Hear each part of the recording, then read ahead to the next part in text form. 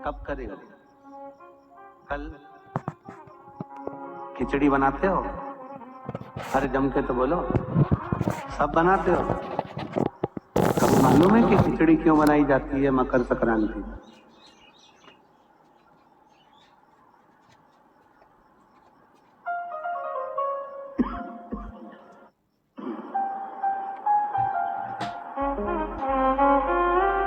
खिचड़ी बनाने का कारण क्या है? वो मकर संक्रांति का दिन था जब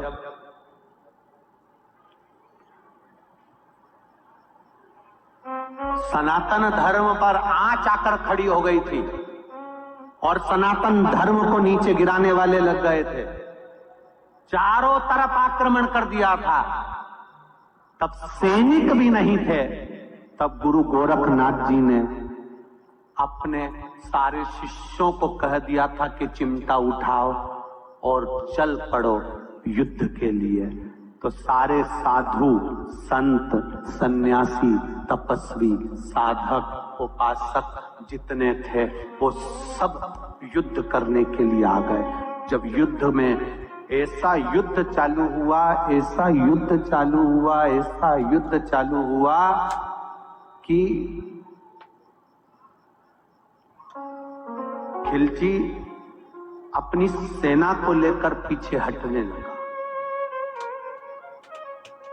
फिर आक्रमण कर दिया। गोरखनाथ जी ने देखा कि अब आक्रमण हो गया, अब क्या करें? अब उनकी सेना में सबको खाने के लिए अच्छा मिल रहा था, पीने के लिए अच्छा मिल रहा था। तंदुरुस्त होकर फिर सामने आकर खड़े हो जाते थे। मकर संक्रांति का दिन गुरु गोरखनाथ जी को मालूम पड़ा आज भोजन में तुम्हारे संतों के पास कुछ भी नहीं है,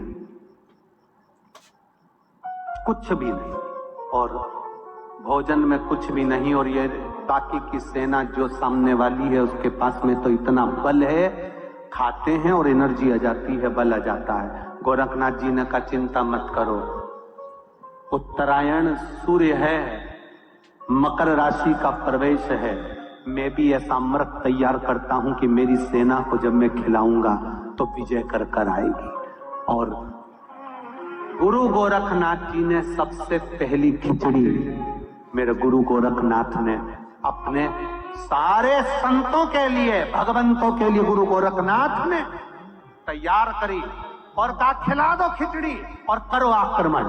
खिचड़ी खाकर मकर संक्रांति के दिन जब आक्रमण किया गया तो पूरी सेना को तहस नहस कर कर ये सनातन धर्म फिर बच गया। ये सनातन धर्म की रक्षा ये खिचड़ी प्रसाद। आज भी मकर संक्रांति के दिन खिचड़ी का महत्व है महाराज।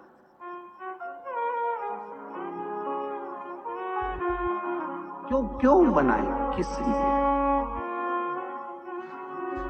क्यों मकर संक्रांति के दिन वो उड़ाते हो? और जम के तो बोलो। हमारे सनातन धर्म में, हिंदू धर्म में एक दिन दिया गया है पतंग उड़ाने के लिए। एक दिन दे दिया, ये पतंग उड़ा लो, उड़ाओ, काटो।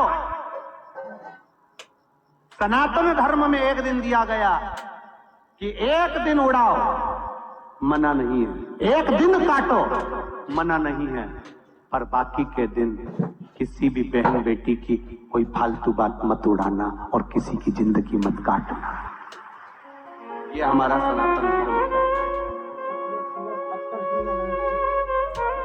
किसी बेटी का संबंध आया, किसी बेटी का रिश्ता आया, किसी के लड़के का संबंध आया, किसी के लड़के का रिश्ता आया, और कोई तुम्हारे पास में फोन लगाया, साहब वो भेरू सिंह जी की बेटी कैसी है, और तुमने उड़ाना चालू कर दिया। अरे ऐसा ना, शिव महापुराण की कथा कहती है साल में एक दिन हमारे सनातन धर्म में दिया जाता है, उड़ाओ और काटो। केवल एक दिन उड़ाना और एक दिन काटना, बाकी के दिन किसी बहन बेटी की मत उड़ाना, किसी व्यक्ति की मत उड़ाना, किसी की ठिठोली मत उड़ाना, किसी की हंसी मत उड़ाना, और किसी पर उंगली मत उठाना, और ना किसी की जिंदगी को काटने का सोचना। शिव तुम्हारे साथ रहेगा। उड़ाओ, मना नहीं। माना नहीं, एक दिन दिया तो भगवान की भक्ति की। शिव कथा कर रही, भगवान शंकर का संवाद कर रहा है। ब्रह्मदेव के मन में यह विश्वास जागृत नहीं हो पा रहा था कि भगवान शंकर ही भगवान के पिता हैं। जब एक पर्वत का घर्षण किया गया, मंथन किया गया, तब शिवलिंग प्रकट हुआ। शिवलिंग में से ब्रह्मा जी को ज्ञान उपदेश दिया। तब ब्रह्मा जी ने सृष्टि क्रम आगे बढ़ाया और सृष्टि के आगे बढ़ाने में फिर जो आगे वर्णन आया है, दक्ष की धर्म पत्नी है प्रसूति, जिनके घर में माता सती का जन्म होता है। सती के जन्म लेने पर माता सती शिव की भक्ति में डूब जाती हैं, शंकर की स्मरण में डूब जाती हैं, शिव तत्व में डूब जाती हैं। इतना डूबती हैं कि शंकर पति के रूप में मिल जाते हैं।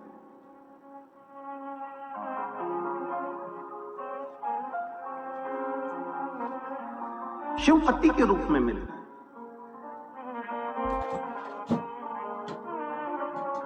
दक्ष प्रजापति ने सती को पाने के लिए कितना तप करा था कि मेरे घर में एक बेटी का जन्म और हो जाए। 60 लड़कियां जन्म लेने के बाद एक लड़की दक्ष प्रजापति ने फिर मांगी है भगवान से कि एक बेटी का जन्म और हो जाए।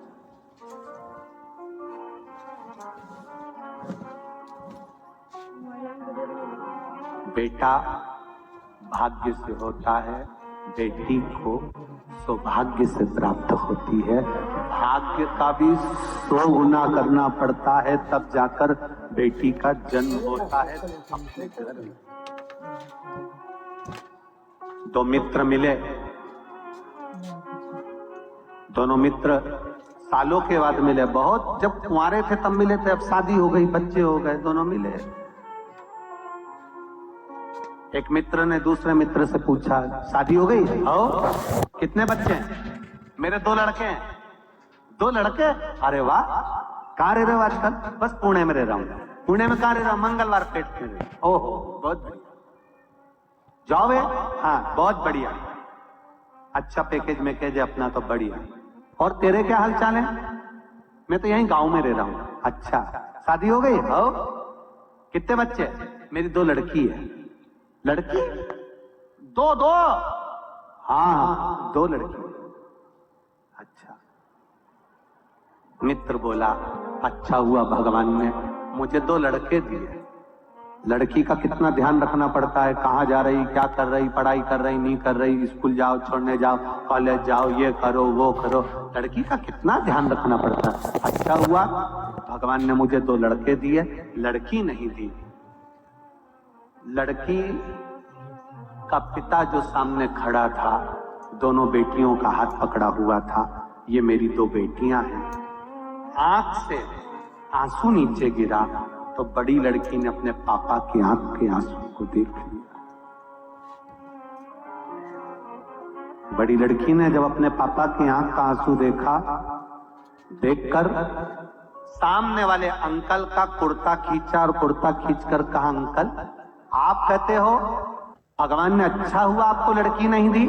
अंकल मैं कहती हूं भगवान हमेशा लड़की भाग्यशाली को देता है, खोलने को नहीं देता।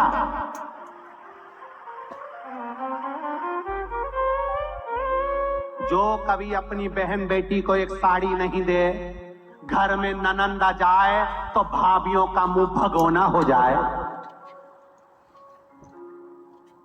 ऐसी भाभियों को भगवान लड़की भी नहीं देता कि जब ये ननंद को एक साड़ी नहीं दे रही है तो अपनी लड़की को क्या खाक देगी?